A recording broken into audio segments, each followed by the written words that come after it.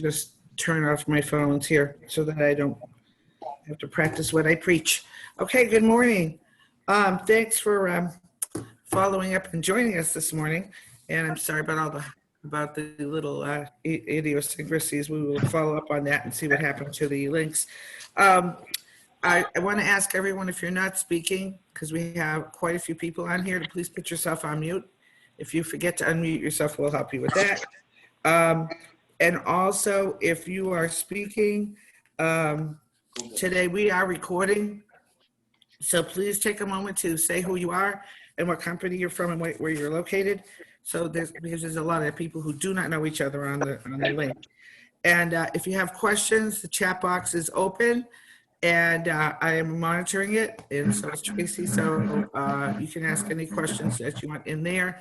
Lastly, if you don't have your full name on here, or you just have a nickname, you probably want to go into Zoom and put your full name on here so people know who you are.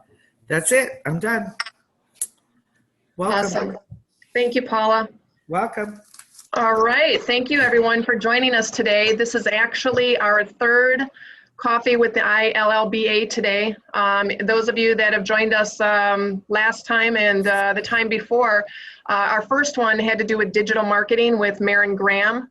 And that is recorded. It is on our YouTube page. So those of you that would like to look at the digital marketing, there were a lot of tips, a lot of free tips on how to get your name out there, how to maintain clients with quite a few free apps that Maren had talked about. So that was a great session that we had. The last one that we did was digital networking. So with all of the Zoom calls, and more clients are wanting to go back to traveling. However, they're not ready to meet yet. They're still on Zoom. So how do you make the most out of your networking, with Zoom? There's quite a few chambers that we're taking part in. And as you can see on the screen, you have several people that have the backgrounds that Arthur and Drew Messina had done for them during that meeting. If you look at Chris Norland, his background, Michael McDaniels, I'll go ahead and change mine right now. But if you want to go to the recording on our YouTube page, it'll show you how to change those backgrounds.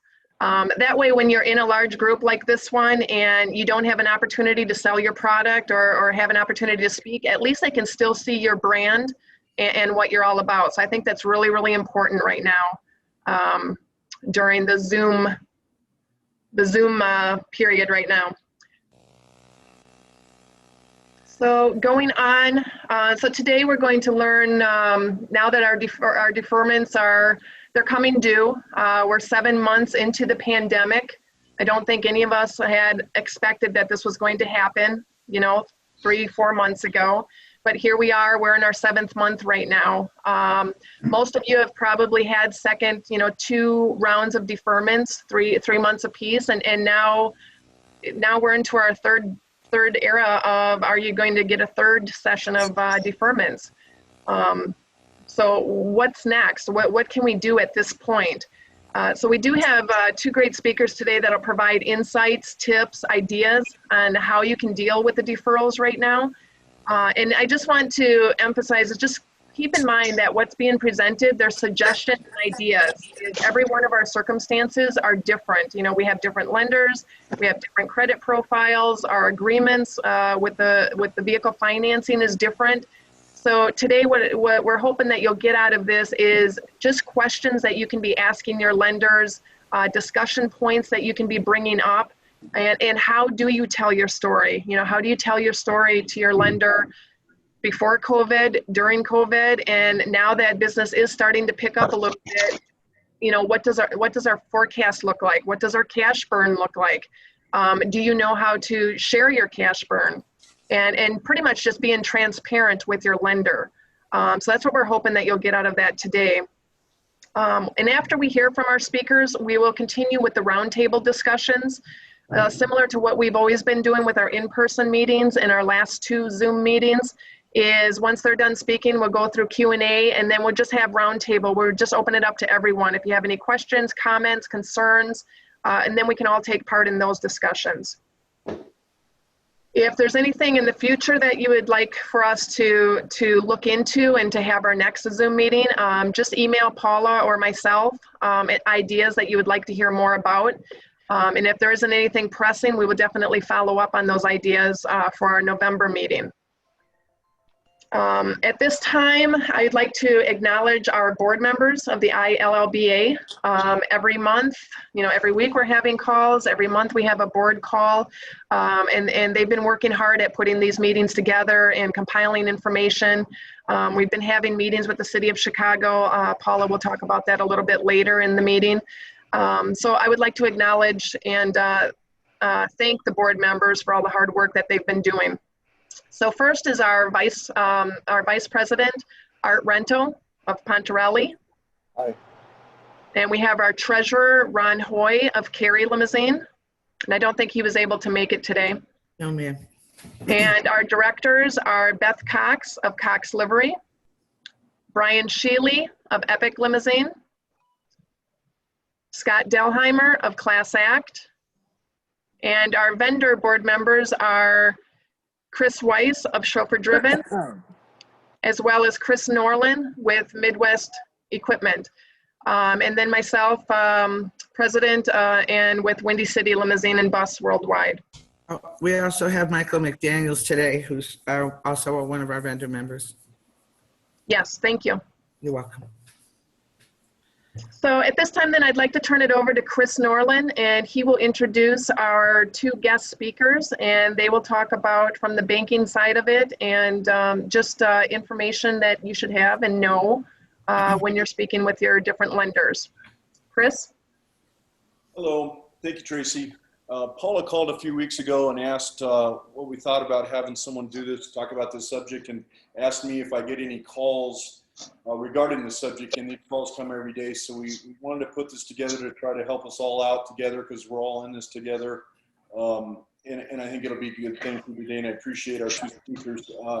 I know everybody's struggling right now, but I wanted to assure you that Midwest Transit and Nationwide Bus Sales have been working hard to keeping all 10 of our locations open, and we want to continue to support you guys through all this, and at the end of the tunnel, be there for you when you need it. I also wanted to let you know if you have any of our products, StarCraft, StarTrans, Berkshire Coach, Batiste Customs, Elcar Coach, as well as the recently acquired Champion, Federal, World Trans, Crystal, Eldorado, and Goshen. These are all Forest River-owned products that are owned by Berkshire Hathaway, which is owned by Warren Buffett. So again, they're here to stay. They're going to be here with all of us through all this to make sure you have parts and warranty support as needed. So I'd like to thank again Kent Schindler from TCF Capital Solutions. Kent is the Vice President TCF Capital and has been with them for 12 years. He's been in the financial banking industry for 15 years. He's going to share with you a few things that the banks and lenders are looking for. Kent's got to jump off early for another meeting, but he'll take some questions right after he speaks. Our second speaker is Ed Kaye of Schickler Kaye LLP. Ed's a lawyer with extensive experience in the leasing and finance industry. He's also the past president of the Vehicle Leasing Association and currently sits on their board of directors. And if anybody has any questions, use the chat section, which we'll be monitoring throughout. It's all yours. Well, I do want to thank everyone for having me. Kent Schindler from TCF Bank. As Chris said, we're kind of in this with you guys together. We are coming off past 6 months deferrals. Our bank made the decision to go out potentially another 3 to 6 months. Definitely call your lender, see if they're willing to work with you. Our underwriters are willing to extend it. We are having to do an inspection, and then we do require some type of insurance on the buses currently still as well. But depending on the exposures, we are asking for some additional information, and that's getting driven more by external auditors such as the OCC. So if we are asking for items, it's we are having to adhere to our external auditors. So once we go through that process, it's a little more timely than the first 2 rounds that are kind of just doing 3 to 6 months, 0 payments for everyone, depending on everyone's cash flow. But as Chris said, say your story. I believe Tracy did as well. Tell us what's going on. Kind of tell us your forecast. You know, are you seeing any positive movement out there? Just be very communicative. And if you haven't reached out, you know, to your lender already past this 6-month deferral, I would definitely do that and see what, you know, what the lender is willing to do. TCF took the long stance, kind of, you know, we look at this hopefully as a short-term thing, and, you know, hopefully the 6 months gets folks to at least through first quarter. So, you know, maybe there's a vaccine out or something that, you know, there's kind of end of the road here. So that's our stance. And, you know, if you haven't reached out to TCF and you do have financing or leasing with us, please do so. We're in this together with you guys. And I have a question. So, you know, we've talked, we've each have mentioned the story is to tell your story. So if you're an operator that hasn't been talking to your bank and, you know, you are getting the notices that payment is due, how do you begin telling your story? Like, where should you begin? Should it be written out? Should you be going in person? Like, how do you break the ice and begin those conversations? You know, any way possible. I would definitely try and call right away, you know, at least speak to a collector, tell them your situation, what's going on. The collector should be able to know if, you know, this particular lender that, you know, they're going through is what their plan is going forward. So, I mean, clearly if you have no revenues or they're, you know, 10%, 0%, 5%, whatever, just tell the lender that, and, you know, see what the lender is willing to do. I mean, you got to be proactive on it. Reach out any way possible. So if I could just add, Tracy, I mean, it's a good point. I agree with Kent. You should really communicate with the lender quickly now. And when he's done, I'll do my presentation. But the communication should kind of be controlled by how it says to communicate in your contract.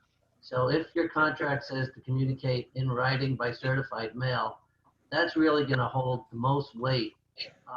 Calling the collector at a large bank, sometimes you end up in Nowheresville and you're not going to get much satisfaction. I'm not saying that's the case with TCF, but generally we all know if we have a problem with a credit card issue and we call the 800 number, we're not getting it resolved so quickly.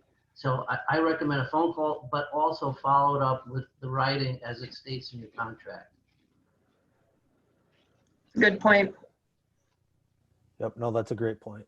So obviously continue to be proactive. Well, that's my suggestion. So if you can't get a hold of someone, try and call the sales rep you worked with, you know, just reach out to anyone available at the lender and continue to, you know, you have to fight as well on your side and continue to reach out. If you can't get anyone on the phone, you got to keep on trying. And are you able to shed any light on, because obviously, you know, going through COVID, that we've had a few months in there that we didn't have any work, no business whatsoever, so no income coming in. Now it's starting to dribble in, however, certainly not enough to take on vehicle payments. So yeah, can you shed light on, like, do you be completely honest and say, this is exactly what we're doing today, and then attempt to forecast it? What's the best way to share that story regarding that, you know, the revenue's not there to take on payments. However, I want to be transparent. Yeah, no, definitely continue to be transparent as much as possible. You know, we're asking for updated bank statements, sometimes interims, interim financials, depending on the overall exposure. You know, the underwriters, they're not expecting to see a whole lot, but if you can give us live examples, say this week, you know, our revenues were up slightly and we're forecasting out based on the calls and the bookings, you know, we might be up to, you know, 15%, 25% of revenues compared to prior weeks or months. You know, I don't know how all the operators keep track of it, but be very transparent. You know, TCF's willing to take interest-only payments That's kind of where our stance is for 3 to 6 months. You know, maybe offer that to another lender just as an idea. If they're not willing to work with you, you know, 50% payments, whatever you think you can afford, I would definitely, you know, tell them, you know, this is what I feel comfortable with. Okay. And we do have a question, and this can be for Kent or Ed. If and when we get the CERTS Act passed and we receive money, are the banks looking for us to catch up the last 6 months? We will not. I mean, because we have to completely change the structure of the contract and set it up for our booking and the accounting side. So, you know, we'll essentially, if, you know, payments start coming in due to the CERTS Act, you know, we're not going to change the structure back. We just don't have the manpower, unfortunately, to do that.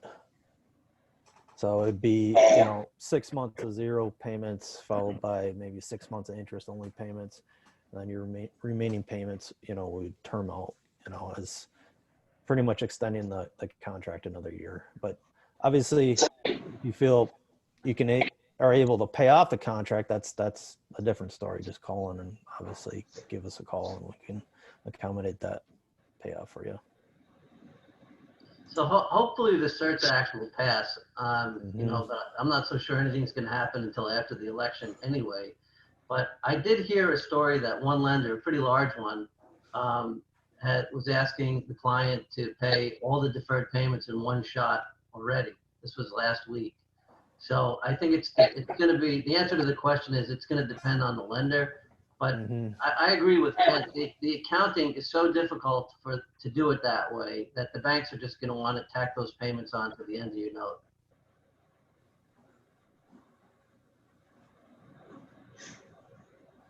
Yeah, I don't think I have anything else, Tracy, and obviously if some more questions come up, I can definitely try and answer them. Definitely. Anybody else have any questions for Kent before he needs to leave? Got a thank you. And yeah, thanks for having me, and hopefully we all get through this here very shortly, so sooner than later. yeah, absolutely. And we'll have your information. We'll send out your contact information. So if anyone does have questions, or if I receive them or Paula does, we will definitely send them to you so we can get back to those people. So thank you very much, Kent, for joining us today and getting ready for this call. We really appreciate it and appreciate everything that TCF is doing to support our industry and understand the situation that we are currently in. All right. Thanks, everyone. Thank you, Ken. Appreciate it. I can. Okay, so then we'll turn it over to Ed. He'll have more information, not just from the bank's perspective, but just overall on what we should be looking at. And he also has a PowerPoint slide for information as well.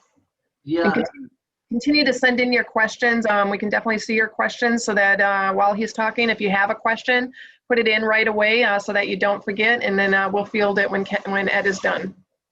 Thanks, Tracy and Paula and Chris, and obviously the board members, and most importantly, all of the association members for giving me the opportunity to speak to you this morning.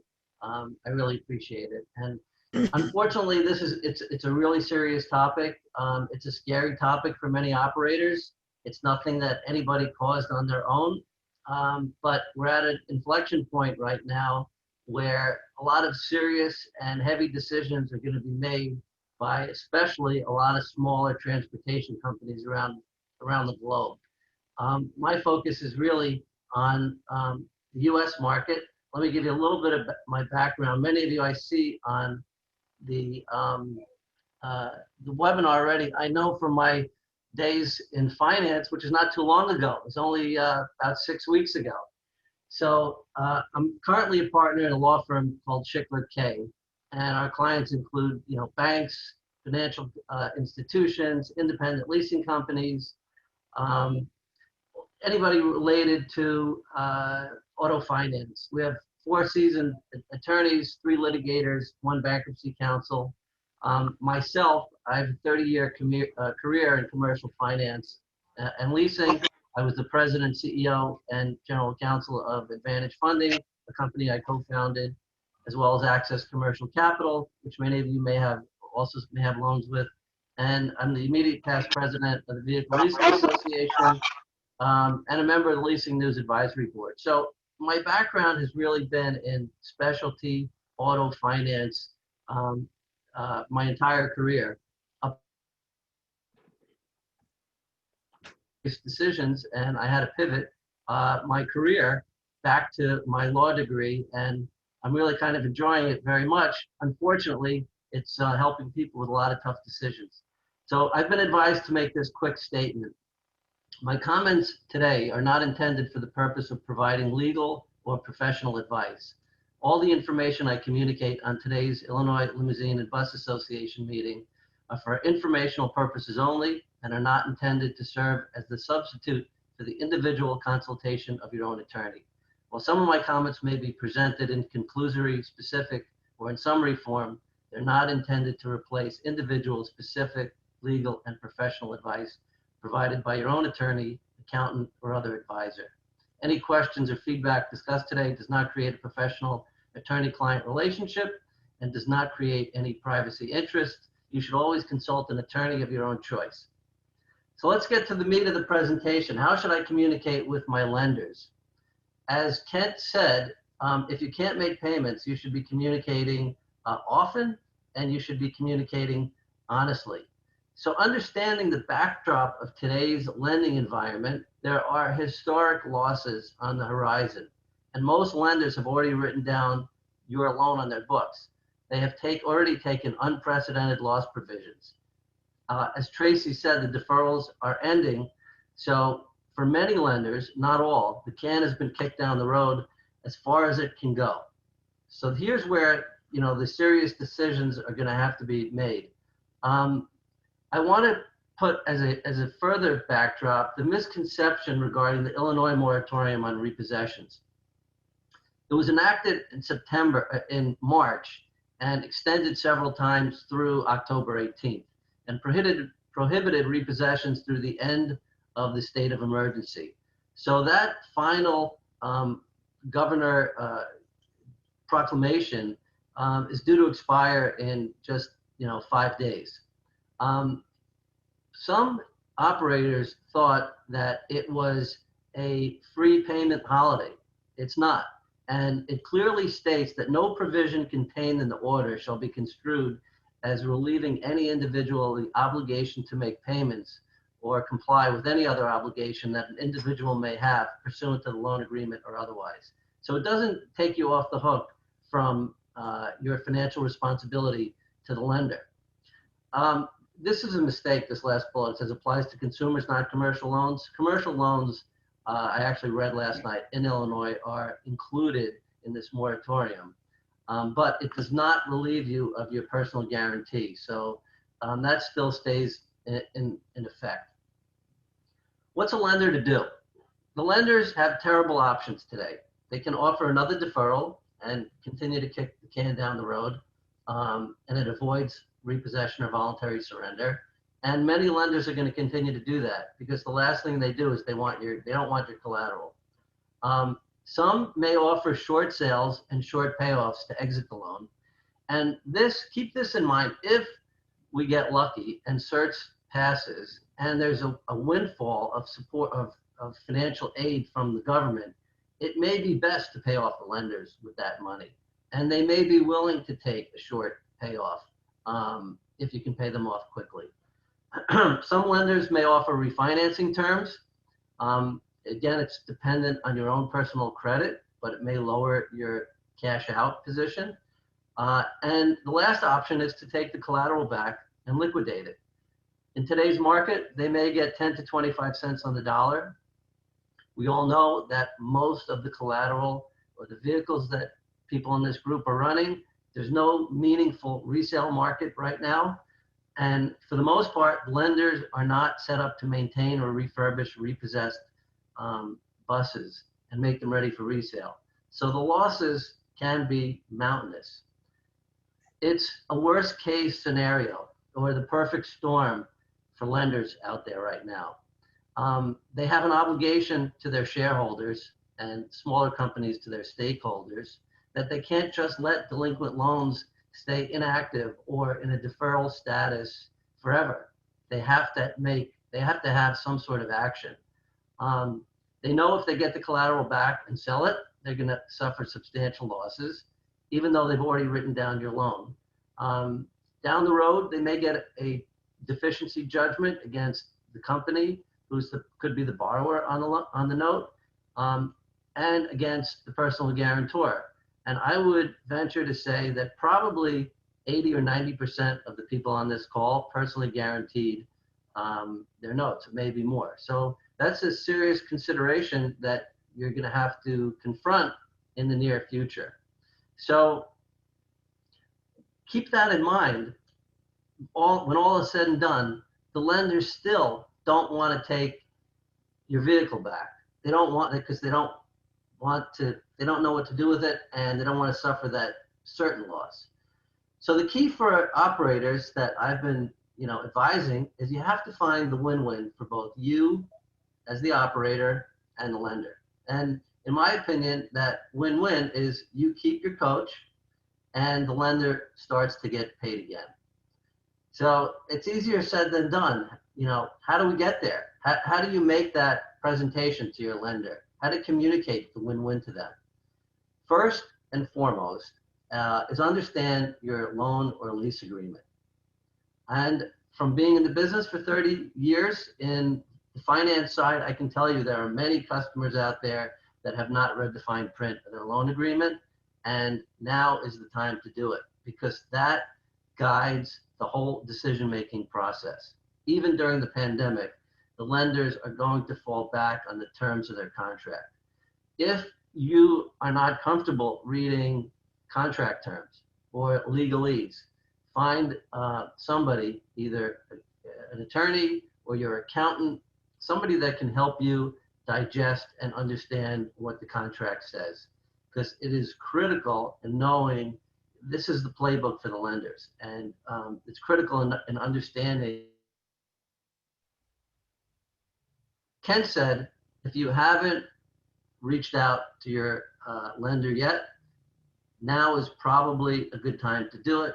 And as I qualified his statement, follow up the phone call with a writing if your contract says all communication must be in writing by certified mail, or make sure you do it by certified mail, return receipt requested if that's what it states. But it's very important that you reach out to your lender sooner than later, preferably before your deferrals expire.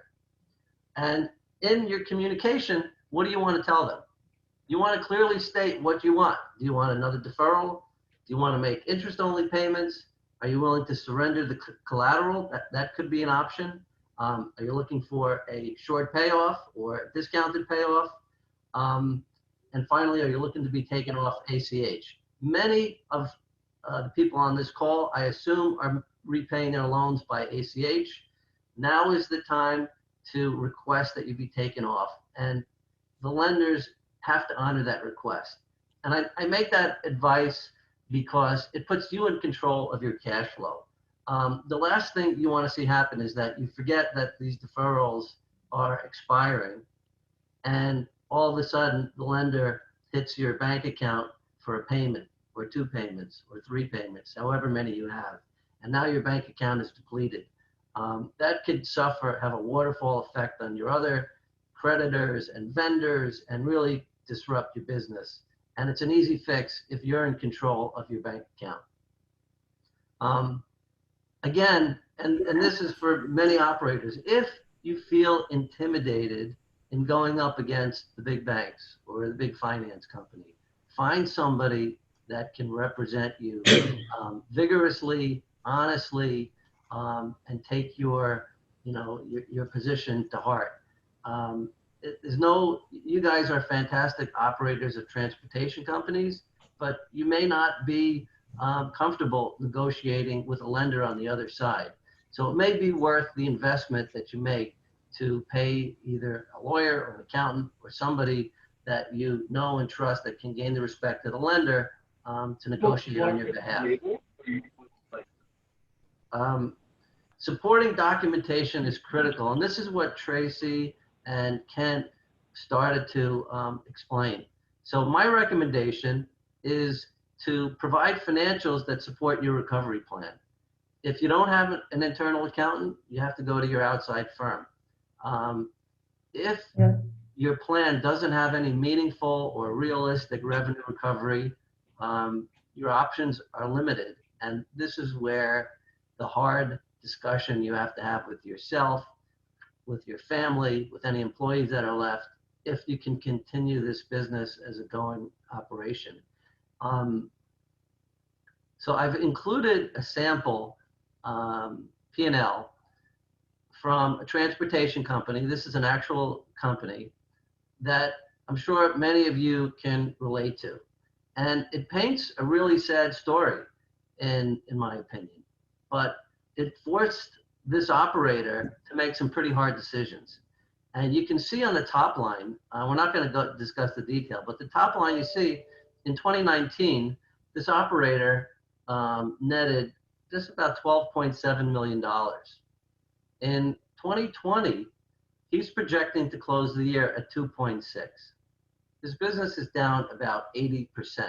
And it breaks my heart to see this thriving company get decimated the way it has. But he puts a plan together, a 5-year plan of what it's going to take to start to rebuild his business.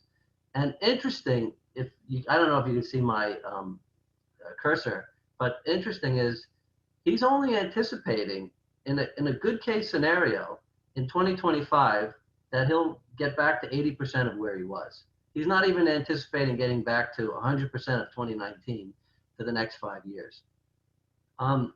So here he clearly has a handle on what his financial situation is, and he can make some intelligent decisions of how to move forward.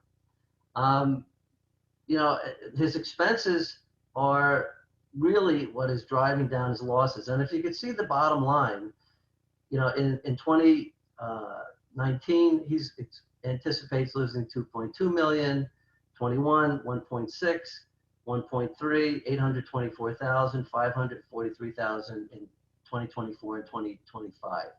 So in order for this company to survive in the exact manner that it's been operating for many, many years, they're going to have to infuse several $1 million to stay afloat. Decided to do is to slash and cut as much as possible. He's moved out of his facility. He's liquidated a lot of collateral. He's taken losses, and he's attempting to right-size the amount of debt for what the future is going to be.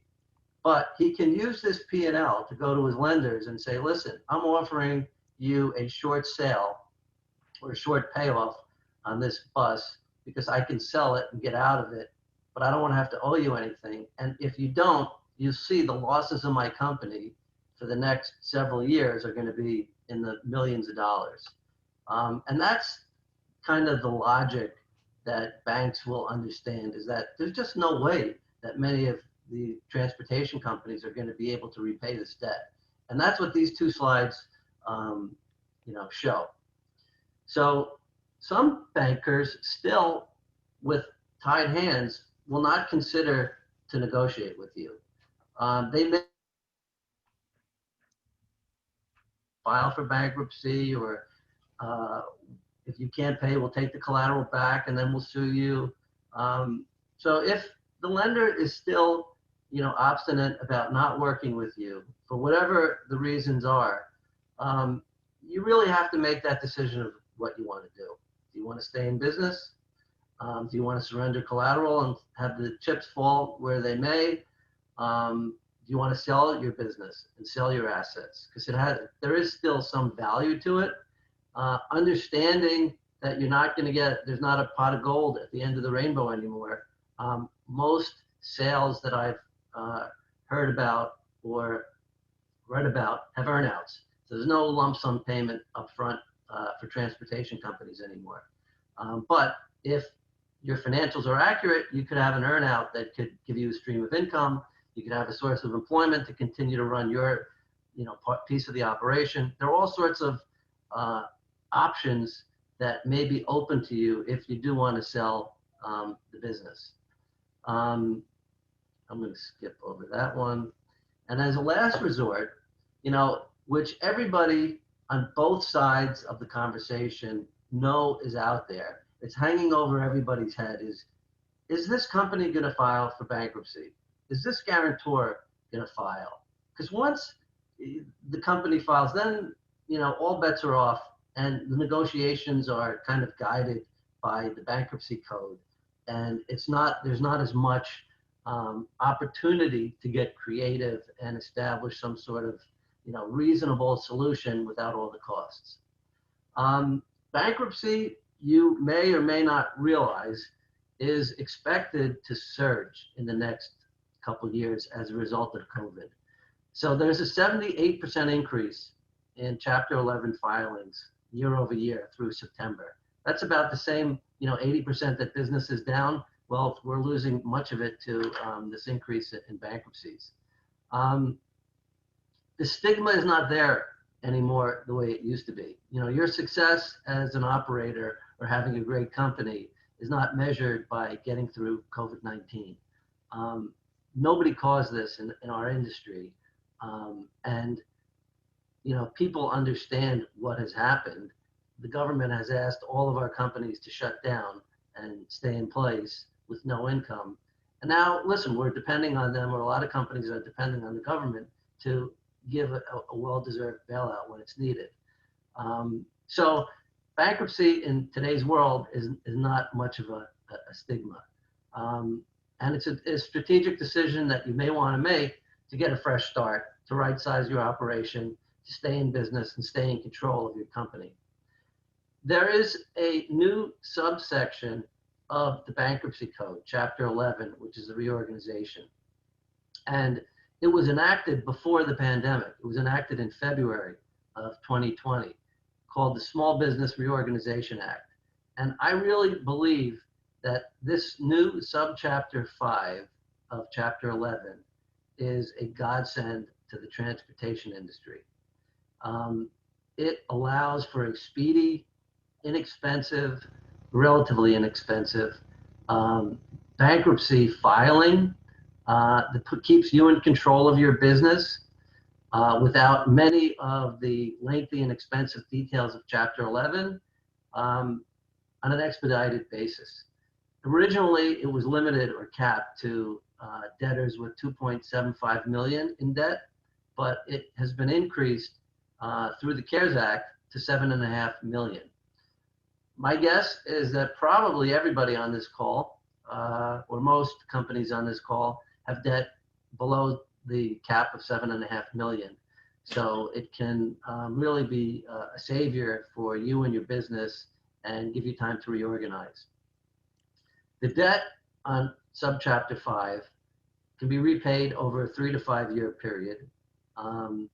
Disposable income, so that's really any profit after expenses, has to be paid to creditors, and that's the trade-off, so it benefits both the creditors and the debtors. Your debts are not discharged until the plan is completed, so if you want a shorter term than 5 years, you can make sure that you can get through your bankruptcy filing plan in a shorter period of time. And it's an easy process. To file, the business needs to submit a recent balance sheet, statement of operations, cash flow statement, and the most recent federal tax return. That's it. It must be submitted for approval within 90 days of filing, and then there's a status conference 60 days after the filing.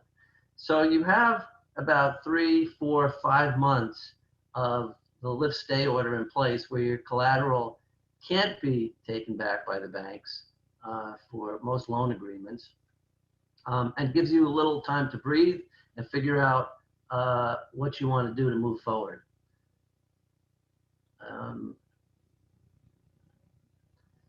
There typically is a trustee appointed. There's no creditors committee, which makes things easier. Here's another important point, that if you used your primary residence as security for a loan to fund your business, subchapter 5 gives you an opportunity to modify that loan. And the government has made a decision that they don't want people to lose their houses, that pledge them for their small business debt. So that could speak to some people on this call. I'm not sure. And there is an anticipation that Subchapter 5 filings are going to surge once the PPP funds run out, particularly among businesses who find themselves unable to meet the loan forgiveness criteria. So this is kind of your last, I should add this. And cram down is also made much easier in the Subchapter 5 cases.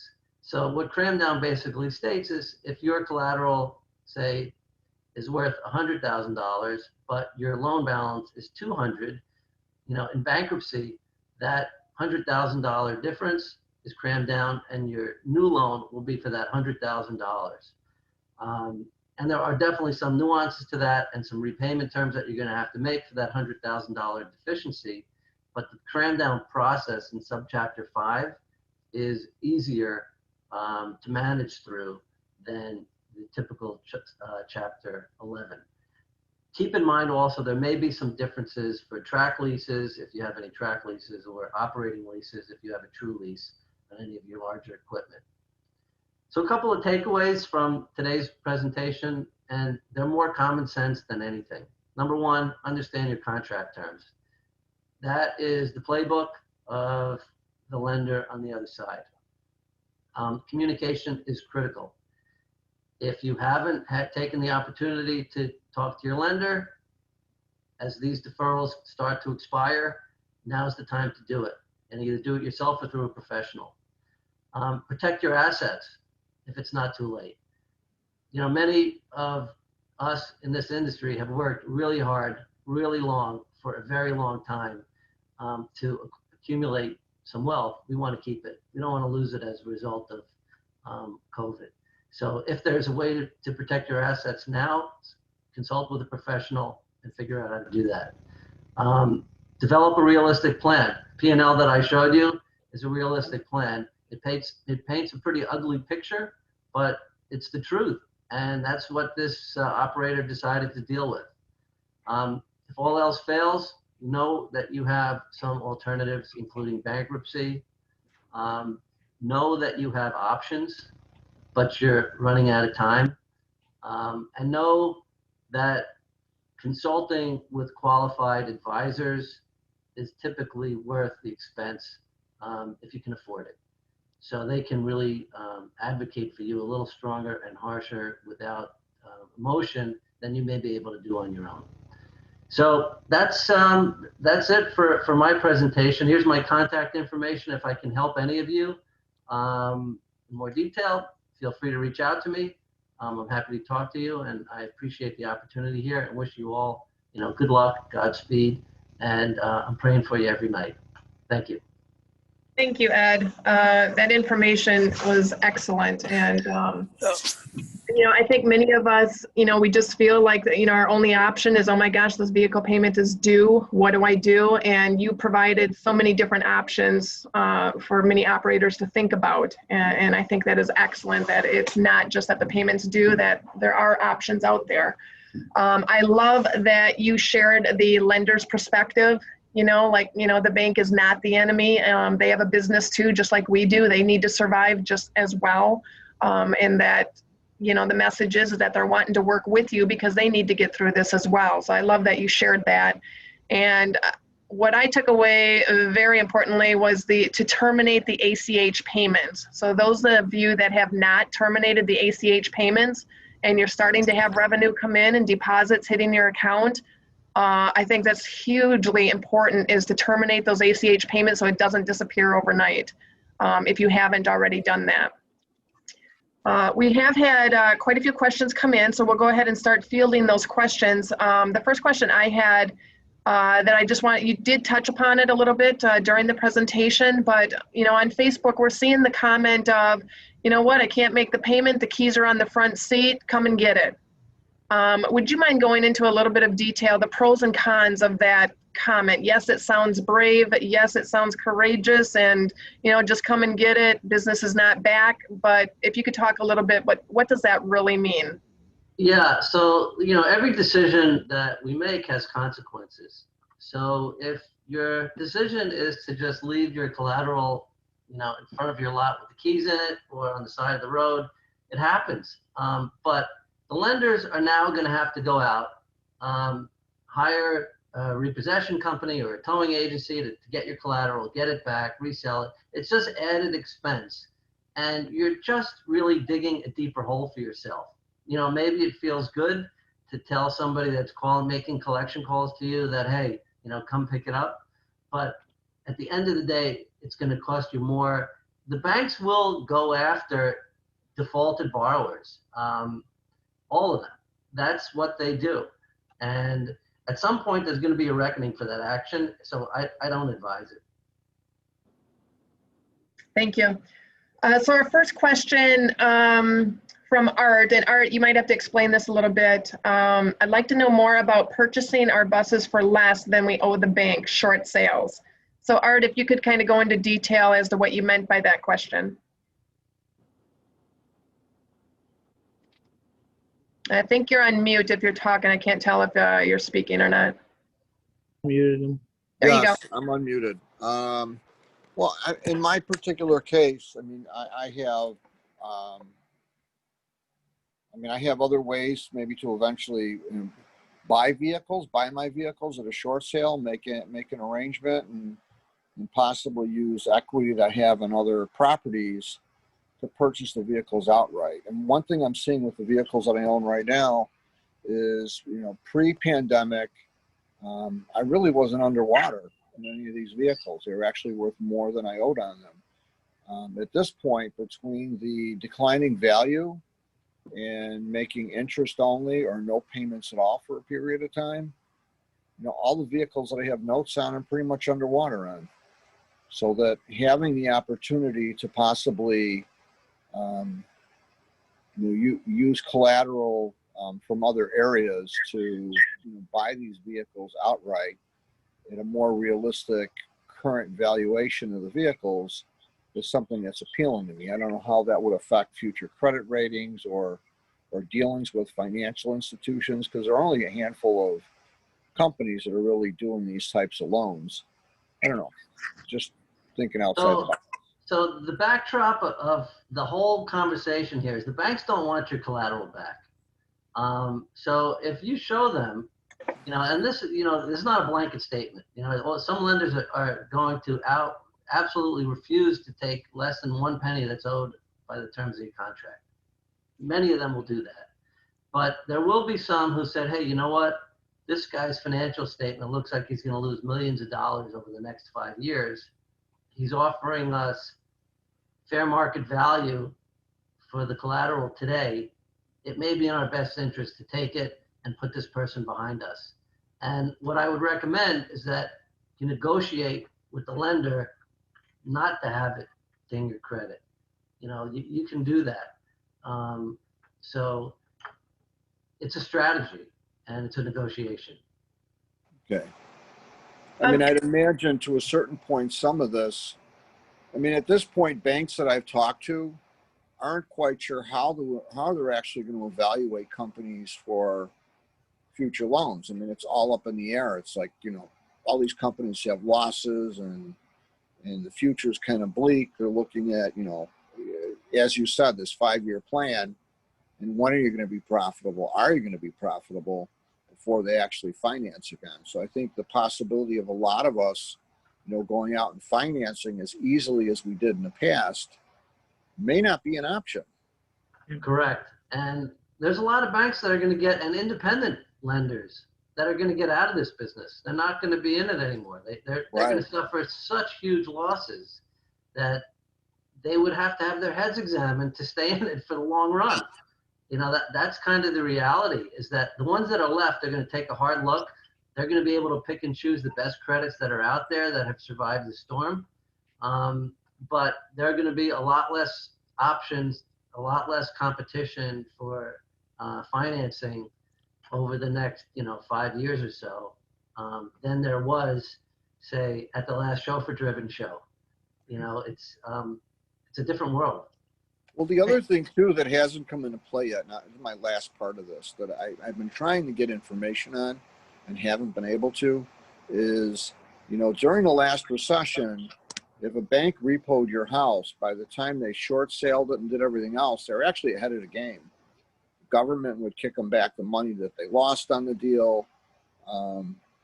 So short sales were really not so much of a loss for the larger banks. And I'm wondering if something like that will materialize in the business cycle with equipment purchases, and not just buses, but a lot of equipment that's being purchased for business.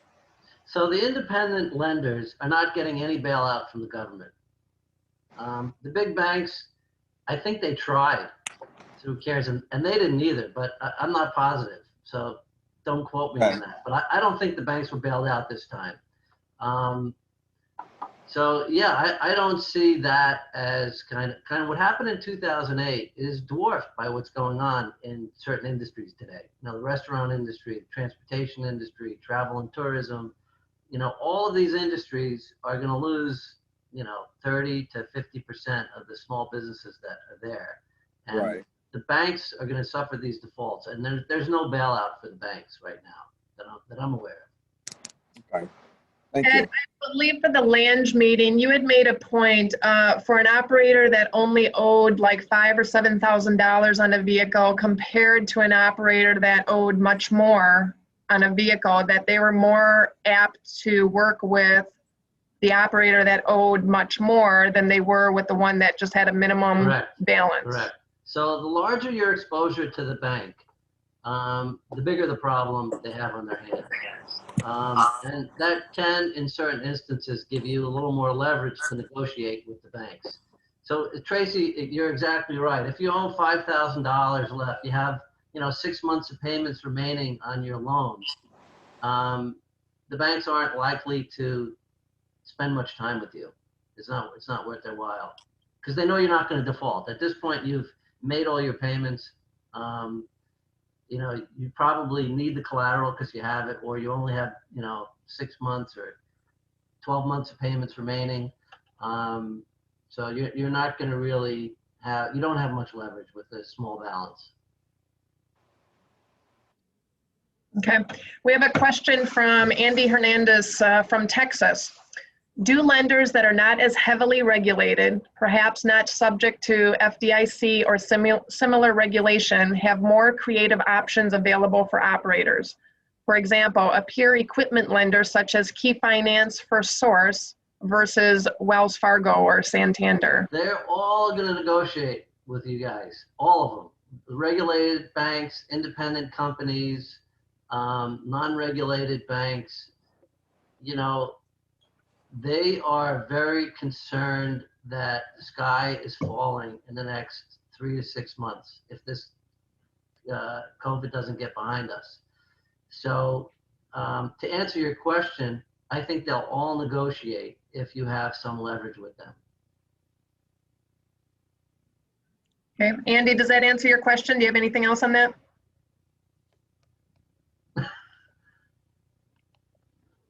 Andy's on mute. There you go. No. Thank you thanks very much. It was keep in mind, Andy, keep in mind, there are some banks that are not going to negotiate at all. They're going to say, this is your contract, this is what you agreed to. We didn't cause the pandemic either. You owe us the money. And I guess I meant more towards the banks that, hey, we would love to help you, but because we have regulations we have to adhere to, versus banks that maybe are not as heavily regulated, where, yeah, they can get a little bit more creative behind the scenes and working with you. Yeah.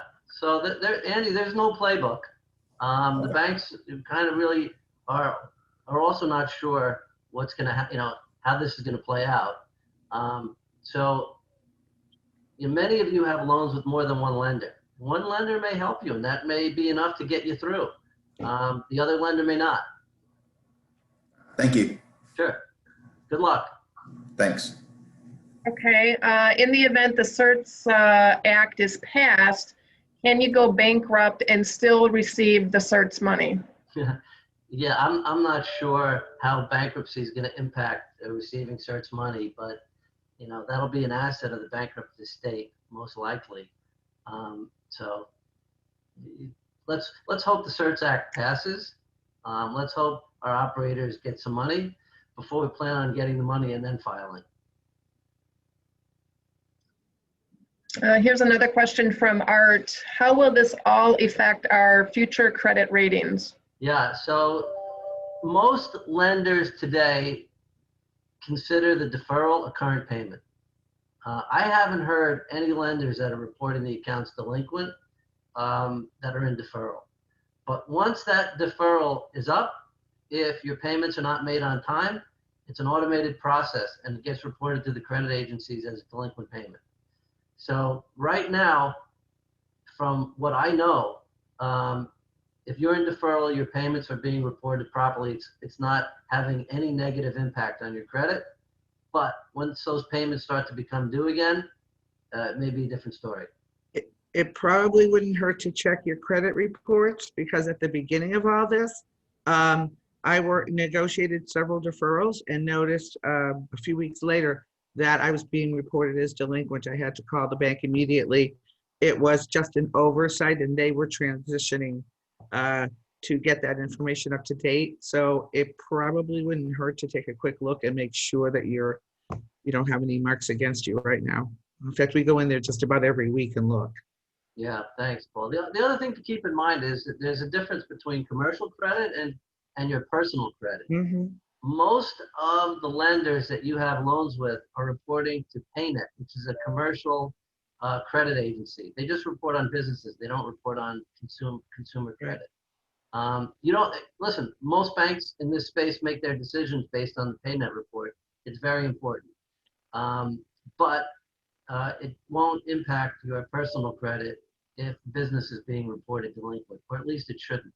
But if they have a personal guarantee, only derogatory credit on the personal guarantee is reported. So as long as the payments are made on time, you have no problem. But if you default, if the company defaults and the bank calls the personal guarantee and the personal guarantee doesn't stand up to its obligation, you're going to have either the repossession on your bureau or the voluntary surrender. There'll be a negative mark on your personal credit. and that was our last vehicle for personal guarantees. Everything is not, but I just thought it was worth mentioning to have both. The next one is, once you get PPP loan or SBA loan, can you still offer banks a short sale offer with Fed funds, or will they take this offer? So you can, yeah, again, part of the theme of my discussion is there's no playbook. So the answer is yes, you should offer them. You should say, listen, I just got PPP money, or I just got an SBA loan, whatever it is. The collateral is now worth 100 and I owe you 150. I can pay you off today and I can be out of your hair. That's kind of the strategy. Very, down and dirty. But the answer is, yeah, any source of funds you have can be used as leverage. Okay. Does the subchapter 5 protect you from personal guarantees being pursued? Is a bank going to treat an outstanding lease debt different than a loan debt in terms of negotiating? So two separate questions there. Yeah, so I wish I could see those questions, but I can't. Are you in your chat? If you go in the chat, I'm kind of down towards the bottom. Yeah. What time was that question? I got it now. 11:01. Okay. I think, no, I don't have it. All right, well, to answer your question is, the subchapter 5 is a corporate reorganization, but you can also include your personal debts into some of those, into the subchapter 5. I can't see the rest of the question. What was the second part? The second one is, a bank going to treat an outstanding lease debt different than a loan debt in terms of negotiating? Yeah, sometimes yes and sometimes no. So it depends on the lease. There are some companies that treat your leases as finance leases and they'll pay it off just as a normal loan. There are other companies that will treat your lease as a true lease and total up the sum of your remaining payments, and tell you that's what you owe to pay off. So it's on a case-by-case basis. Okay, and we do have an insurance question from Eric, but we'll do that after we're done fielding questions for Ed. Paula, I think you had a question for Ed? No, actually, someone already asked the question when they asked about subchapter 5, so I'm good. Thank you. Okay. So that is all I see for questions on our chat. So if anyone else has any questions for Ed, you can go ahead and ask them, or just want to have a discussion regarding finance or debt. There's one more question. Oh, here it is. If I make a payment after deferment, then decide to negotiate, does that put me at a disadvantage because the payment was made? Not necessarily. You know, again, it's every case is different. Every borrower is different. So it depends on your exposure. If you know, again, you know, as we discussed earlier, Tracy, if you made that payment and you have a very small balance, the lenders are not going to waste any time with you because they have bigger problems. But if you have, you know, let's just say $500,000 in exposure, or $1 million in exposure, and you made those payments, that's kind of good evidence that you're a good actor, and that, you know, it may help you in negotiating with your bank that you're able to, you know, back up what you're proposing to the lender. You know, whether it's a short sale payoff, or whether it's, you know, refinancing terms, whatever it is. So doing the right thing, as my father told me, can never come back and haunt you. So true. Okay, anyone else? You know, if someone does, this is Art with Penn Early, if somebody does allow them to take a vehicle, and they end up, say you owe whatever, $100,000 on the vehicle, and they end up selling it for 50, are they typically looking at coming after you for their $50,000 loss personally, if you personally guaranteed it? Yes, absolutely.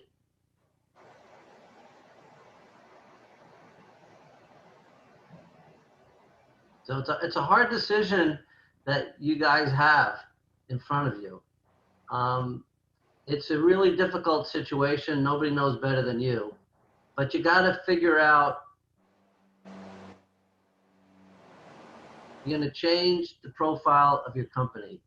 You know, are you going to change, you know, your personal structure or livelihood? You know, these are very difficult choices that have to be made, but the reality is that's where we are right now. And it's not too late to make those decisions. I know people in the transportation industry for a really long time, very resourceful, very hardworking, not afraid to get their hands dirty, work 7 days a week. You own your own companies. It's not easy, and not many people can do that.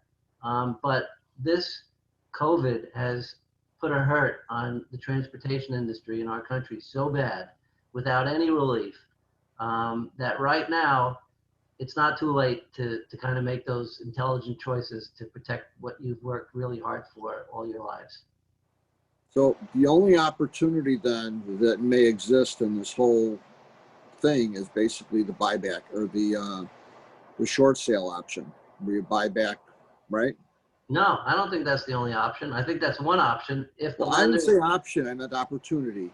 I mean, that would be an opportunity to say, that would be an opportunity to right-size the amount of the loan in one case, but refinancing, I mean, the lender could realize 100% on the loan amount. You know, refinancing it at a lower rate over an extended term, that may save you. That may be an opportunity. right. So there's some other opportunities out there that companies have other than the short sale. Because, listen, a lot of the banks are not going to go for that. Some will, but there'll be many of them that won't. Okay. If you're using a lender like Ford, because we talked to Ford about that yesterday, suggestion is that they don't refinance. And so you would have to reach out to another institution or bank, try to get your loan refinanced that way. They weren't discouraging it, but that's not a practice that they do. So for any of you that have Ford fleet like we do, that's not an option unless you go outside of Ford to negotiate it. Right. Just sharing. Okay, so I think at this time, We'll have Paula give some updates. We'll have Chris Weiss also give some updates of the upcoming CDNLA virtual. And then we'll go into our roundtable discussion. We do have an insurance question.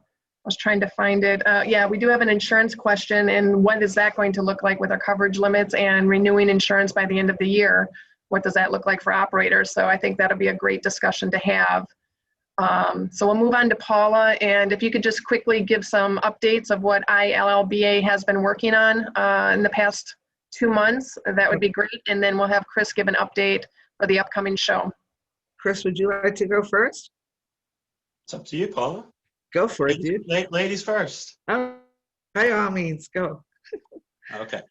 Well, I mean, a great segue. Ed, you did a phenomenal job. What a great resource. Ed, I don't even know if you realized that you're one of the first people I met in this industry, and despite both of our youthful appearances, that was about 30 years ago. Yeah, I remember you and your brother really well from a while ago. Yeah. Thanks for the kind words. I appreciate it. Of course, and we're fortunate and thankful to have Ed on a panel for one of our sessions at the CDNLA virtual. We recently launched the site and the schedule. It's cdnlavirtual.com. The session, the event is scheduled for November 17th and 18th. It's a 2-day event. Lots of great content. It's all kind of centered around resetting your business. We have sessions on best practices, diversifying your offerings. We have an economist coming in. We've been touching on topics like mental wellness. We're also thankful to be able to host something like our operator mentoring program. And, this platform and environment will, not skip a beat for what we've done in the past at our mentoring programs. We also have a women's in the industry event, and, some social and networking events that'll be, lighthearted and fun as well. Certainly nothing is a replacement of the CDNLA shows, and the irony of the fact that I'm talking about this while our Orlando show should be happening. We should all be at the affiliate event right now, doing business and having fun, but here we are on a Zoom call. And but it won't be long. We'll be back into the swing of things. Events will be back. Again, it's cdnla.com. It's the 17th and 18th. We set up the pricing to be real affordable, and especially if you're bringing staff members, then it becomes ultra affordable. And if you have any questions, you can always hit me up. Chris at chauffeurdriven.com. I post my cell everywhere, and I'm very easy to find. And look forward to about a month away from having this event. Awesome. Thank you, Chris. We're looking forward to it. Ditto. Looks like a great agenda. Okay, so I'm supposed to do a couple of updates, and I haven't met everyone. I am Paula DiBiase. I'm the Executive Director of ILLBA. For those who don't know me, and all of you, and I'm really stoked at the number of participants we had today. Can't say it's because of my popularity. I think the topic really drives a lot of people into our group today. So a couple of updates from the city of Chicago. We have been having some meetings with the city, and they are encouraging anyone who needs to renew their chauffeur licenses or their livery licenses to initiate the processes by sending paperwork in by email. And we'll send some updates out about that. The city has instructions on their website. I think it's a great idea because they were closed for almost 4 months. They are, I would say, cautiously open now at Arden Avenue to the public, but the lines are getting kind of long, and December typically is the largest month for chauffeur, taxi, and vehicle renewals. So anyone managing getting this stuff to them early by emails is probably encouraged. Just a reminder that city tax filings for your ground transportation are due on the 15th. That was extended from August. So that's 2 days left, everybody. Make sure you get your tax filings done, or you will have issues getting your licenses renewed. this annual requirement is something that you should all be familiar with. If you're not, send me a private message and I will give you some guidance. The executive board of our ILLBA, which includes myself, Tracy, and Ron Hoy and Art Renfro from Pontarelli, we met with the city last week. And the objective of meeting with the city was to talk about the possibility, and we mentioned this at last month's meeting, of pursuing a rebate or discount or some reduction in our license fees for 2021. That would be for livery licenses. Chauffeur licenses are $5, but this would be strictly for the livery license. The city was gracious enough to spend some time with us explaining some ways to go at the legislative process. This is a representational government, so it will take us some time. But I wanted to share that discussions have been positive. The city has shown a lot of empathy for what we're going through. They're very much aware of the struggles that livery taxi are going through right now. So it was a very good discussion. But what I would encourage is for members as well as non-members, we will be blasting out whatever we decide to do and how we decide to pursue it. The board is trying to figure that out right now. My guess is we will need help from everyone that we can get help from to meet with aldermen and to help us push this legislation along. So be on the lookout for information. We'll be posting it on our public page for ILLBA and our private page. And I encourage you, since many of you are operating in Chicago and those licenses are $500 per vehicle per car, $500 per year per car. And as Tracy keeps reminding me, we haven't worked for essentially 9 months. So those licenses have been paid for this year. So stay tuned for more on that. Also, at our September meeting, our treasurer, Ron Hoy, announced that we were doing a dues stimulus program. So for any of you who are members and you paid your dues in 2020, you will not, you'll be relieved of the 2021. For everybody else, 2020 dues have been relieved, and we will resume dues payments in 2021. So for the rest of this year, if you are interested in joining ILLBA, and we do have a number of out-of-state associate members, as well as Illinois, Indiana, Wisconsin members, please consider joining us. So you can send me a private message or let me know here, and I'll be happy to send you the application and share a little bit more with you on how our association works. But I believe Tim Weidman's on here. We have a few people that are associate members as well as local members. I think, let's see. Next, we did give you all an update last month that the ILLBA is working on some educational documents. The one we're doing right now is insurance limits and interstate commerce, kind of a reference document. It's under review by the board right now, and it's our plan to distribute it to members in November. And perhaps we'll, if it's ready, we'll put it on a November agenda for the coffee meeting. And that's all the updates I have.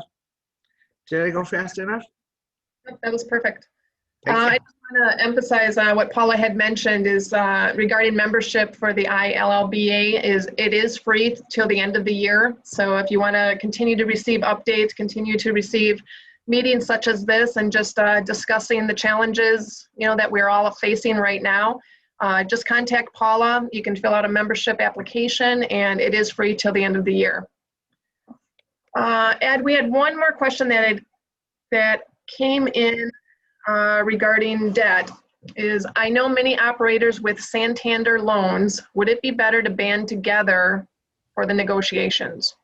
So I saw that. Thanks, Tracy. I don't think it's a good idea to try to band together against, one lender, because you run the risk if the decision doesn't support one member of the band, you're all stuck with that decision.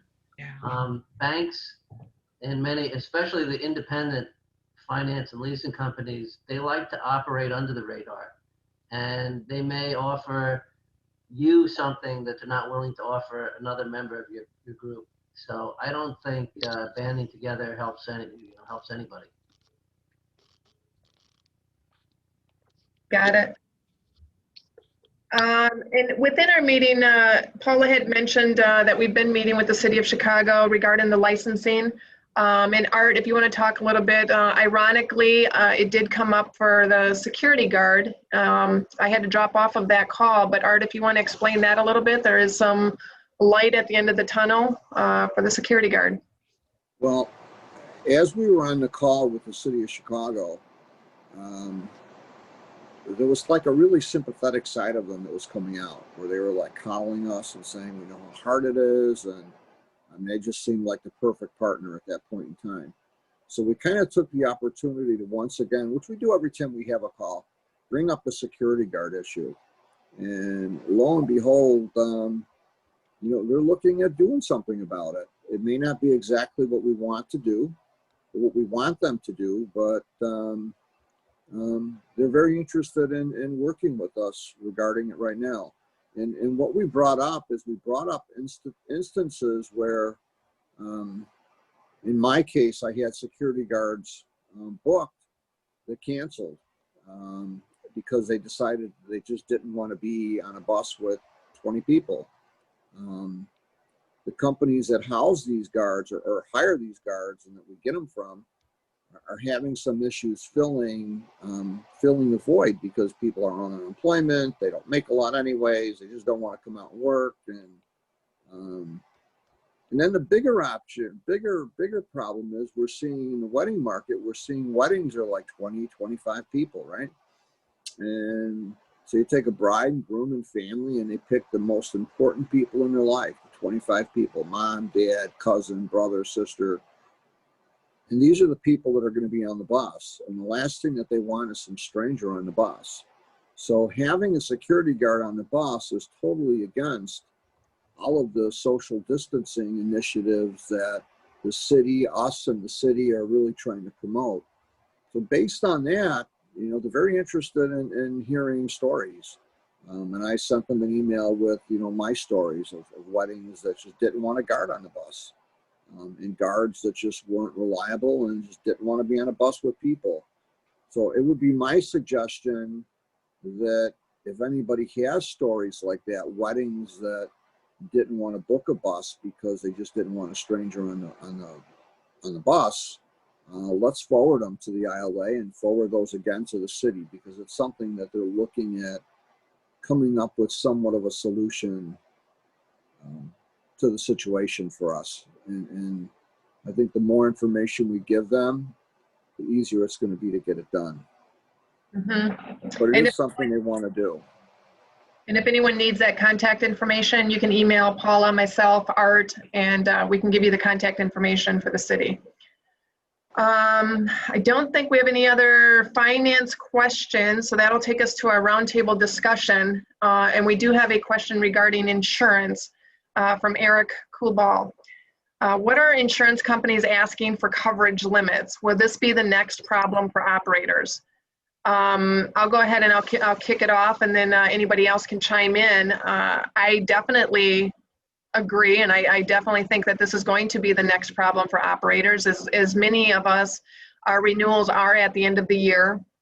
I can't imagine business picking up that much more. We're already mid-October already. So you've got your deferments that are ending, you've got your insurance renewals that need to be renewed, you've got your city licensing fees at this point that need to be paid by January 1st. So we have quite a few expenses coming up as of January 1st. Regarding the coverage limits, ironically, the board has been working pretty hard on putting a white paper together regarding the coverage limits, and not so much what insurance companies are asking, but more so what is the law in Illinois, or if you're operating in the city of Chicago or operating at the airports, legally, what are the minimum requirements that we need to have? So Paula, I don't know if you could send out the white paper to Eric. I know we haven't distributed it to everyone yet, but maybe send it to Eric for right now since he had the question. Or if you feel that it's done enough where you can send it to everybody that's registered for today.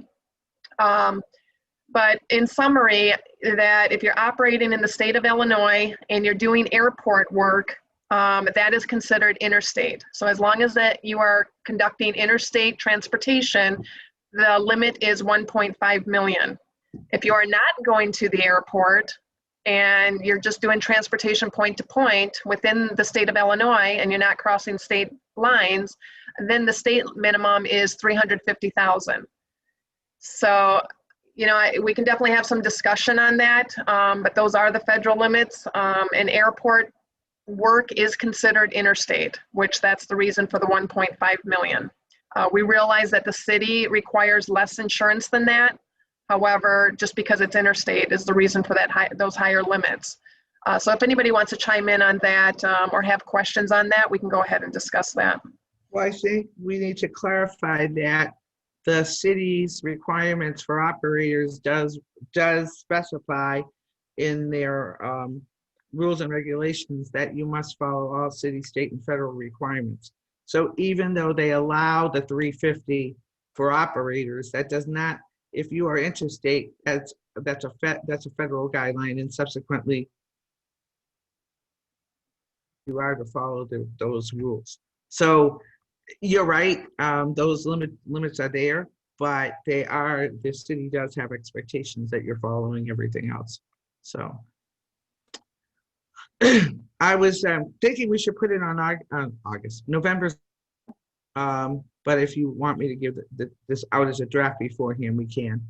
I think we should, because I think everyone is kind of looking now for their renewals, and you know, depending on what information they're receiving back from their agents, I think it's important that they understand the state minimums, and if you're an interstate or intrastate carrier, what that means for you. So I think we could send it out now. Okay. Yeah, it has a reference. It has links and references to everything that we researched. Sure. Okay. Can I make a comment about that real quick? Pardon me? Can I make a comment about that real quick? Yes. If you're doing any sort of inbound affiliate work, and for those that you don't know who I am, my name's Tim. I own Boulevard Limousine in the Kansas City area, specifically on the Kansas side. For those of you that are looking for inbound affiliate work, most of us that are going to send you work will require you to have the 1.5 million in insurance at a minimum, and will typically pull to make sure that you have a US DOT number and a motor carrier number, and you are authorized for passenger with the Federal Motor Carrier Safety Administration. So that is where that 1.5 million comes from. That is an FMCSA requirement. And there are some limitations, I think, with Chicago with commercial zone, but really, I don't mess with commercial zones. I, as an outside operator, require 1.5 million for my affiliates that I work with. Yeah. And I think most do, just as Tim had said. Absolutely. Good point, though. Okay. Does anyone have anything else that they would like to discuss while you got the group here with you?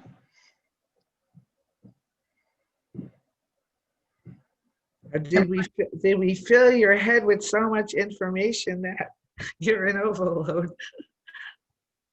Everyone's getting ready to pick up that phone and call the bank and start sharing your story.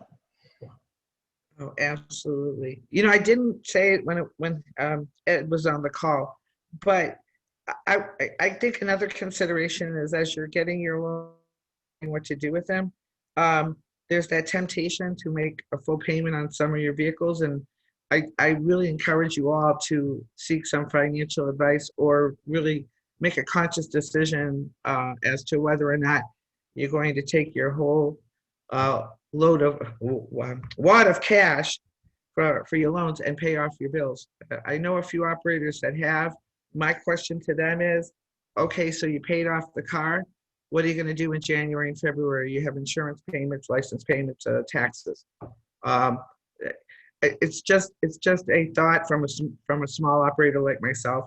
I've really personally been, people ask me, I've been discouraging them from making the full payment right now and really looking at doing a projection, because we could be looking at the same amount of work or even less for the next 6 to 8 months. And if you're going to sustain, you need a budget that's going to sustain you. Just my 2 cents. for sure. Yeah, the spreadsheet that Ed had shared with us, I mean, That that's was definitely awesome. a punch in the gut. However, it's reality, and I think it's important to look ahead. You know, if you're looking ahead 13 weeks, 6 months, a year at a time, whereas that spreadsheet was going, 3-5 years ahead of time, it is reality. And if the bank's going to stick with you, they need to know that so that they can have a plan to be in the long game with you. I mean, in some of my groups, they're asking, in general, who has a business plan? Have you done an update to it, or do you even have a business plan? And we're definitely gonna go update ours, and we're going to our one pager. But in terms of being able to confidently articulate your strategy, having a business plan in front of you, I think helps a lot. It helps me, because sometimes I get off the phone and I'll say, wait, I should have told them about this marketing strategy we're doing, or or something. So that can definitely help. We do have a comment on the chat going back to the insurance from Todd. PMA stopped insuring my segment tours, and my brokers are having a huge issue finding a reasonable quote. It looks like my insurance is going up 25%. Rate increases can't cover this amount. And as well, rates increased 20% last year. These are tough times. Yeah. And I think we have Michael McDaniels. I don't know with some of the insurance discussion, if you have anything to add to that, or it is what it is. Yeah, I'm not sure who mentioned that their price was going at 25%, if they're Illinois based or not. Currently in Illinois, if you have, well, this way, Echelon has pulled out of the marketplace. Northland has pulled out of the marketplace. Protective as of 10/15 is longer taking submissions. So a lot of these companies who would write the 1 to 5 unit accounts don't want the business right now. They're looking for 10 or more units. It's extremely tough right now in the Chicagoland market to find an A-rated company that is affordable. It's crushing the smaller operators. Now, 25% increase seems rather large. I would say since this happened, we've probably seen, I don't know if I've had any that are that large, but we certainly are seeing about 8 to 10% increases out there. Some have come in pretty flat, but we are seeing upwards of 10% on the increase side. What about Progressive as an option? Because I know in the past I've had Progressive, but I'm not in Chicago, so. Yeah. So well, okay. So if you're in Illinois, they don't even want Progressive to register your vehicles. Right. Progressive does not allow more than 5 vehicles, I believe, is their cap. Yeah, they cap out at 5. They don't want anything that has, like they don't want Sprinters or Transits that have limo style seating, because they don't want vehicles that you're able to stand up in. Correct. They don't do anything that carries a CDL requirement, so 16 or more passengers. But I know that in the past I've had them, and they were very competitive. But again, it's one of those things that I'm in Kansas. I'm not in Chicago or Illinois. Sure. So I don't know. I didn't know if that was an option up there. So it is somewhat of an option, but again, we don't have anyone with the livery insurance with Progressive. Depending. I do also know they're a company that will nickel and dime you for anything and everything they possibly can. I mean, Sure. Add an additional insured, the first $5 or $20 a piece. If you want to add a driver, that costs money. If you don't have, if you have 4 vehicles but only 3 drivers, they charge you additionally because they think there's a driver that you're hiding from them. If you have 5 drivers and 4 vehicles, they charge you more because they think there's a vehicle that you're not telling them about. I mean, it's a hassle, but I know for my area, Progressive has been a lifesaver, because they have been the only company that has written, and they do write at a reasonable rate given the marketplace. Yeah, and I would say depending on people's fleet sizes, but if you have 5 vehicles with none of the vehicles over 35 passengers, Philadelphia is a fantastic option. If you have one stretch in your fleet, Berkshire Hathaway and National Indemnity can be good. If you don't have a stretch, they treat them as taxis. You could have a 2020 Escalade, but they're going to treat it as a taxi unless you have one vehicle stretched. Okay. It's amazing. Yeah, there's a sign. I was telling Michael the other day, we were talking about Progressive, and there's a sign at the local DMV, and it says, we do not accept Progressive insurance for livery, and it's a big sign. You can't miss it. So pretty sure that. Why is that? I believe, well, because Rideshare is using it too, and I believe that's part of the issue. I think the issue is that, oh, sorry, Paula. Let me Go ahead, please. So insurance companies are required to notify certificate holders of a cancellation. Yeah. And I've heard that Progressive does not notify the state if you are late on a payment to cancel. Oh God, no, they most certainly do. Trust me, they most certainly do. Because the state of Kansas sure as hell knows about mine. Yeah. That's yeah. We'll have to ask them again when we go for our renewal. But I will say when I pull up, my stuff with the state, it doesn't. Of course, it doesn't come across as Progressive, much like, it comes up as the United Financial Casualty. Yeah. It doesn't come up as, which is, Right. It's Progressive, but much like Northland is what, Zurich or Zurich is Farmers and Northland is Travelers, and all these insurance companies are connected some way, shape, or form, it seems. It sure seems that way. Yeah. So I didn't know if it was one of those things that if you came up, and it said United Financial Casualty, if the city of Chicago would allow that, because that is the Progressive commercial side, if you will. We'll see if we can find out lately what the issue is, but I believe it's the notification. Okay. Yeah. They do have, and the city has the same rules for it. The notifications are 10 days, Mike? Something like that? Yes. Yeah, which normally is different for other notification processes. So 10 days for non-pay. Mhm. If you have interstate filings, it's 30 days plus mail. Yeah, and then for non-renewal, it's 60 days, if I recall correctly. Right. Well, as long as you've been there for at least 1 year. If not, they can still do 30 days. Yeah, so we'll follow up on that. All right. Anything else? And if not, then we will call it a day. And I want to thank all of you for joining us. And if you have any other questions, feel free to definitely send them, and we will get the answers for you or direct you to the right person regarding your question. So with that, I want to thank all of you, and everybody have a great day. And we'll see you. Thank you.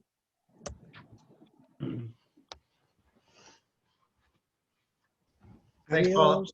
You're welcome. Ciao. Yep. Thanks, Chris. Thanks, Bye. everyone. Thank you. I'll watch you all say goodbye. All right. Let's see you guys. Take care.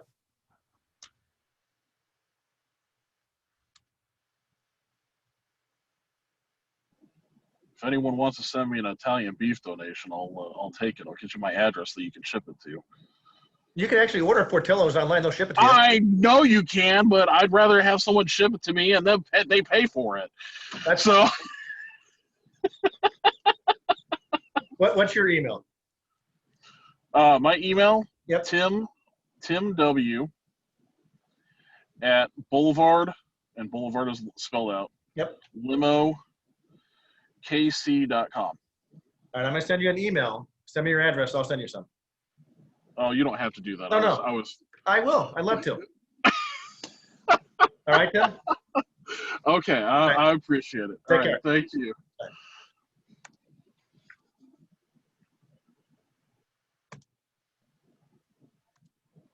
Why am I the host?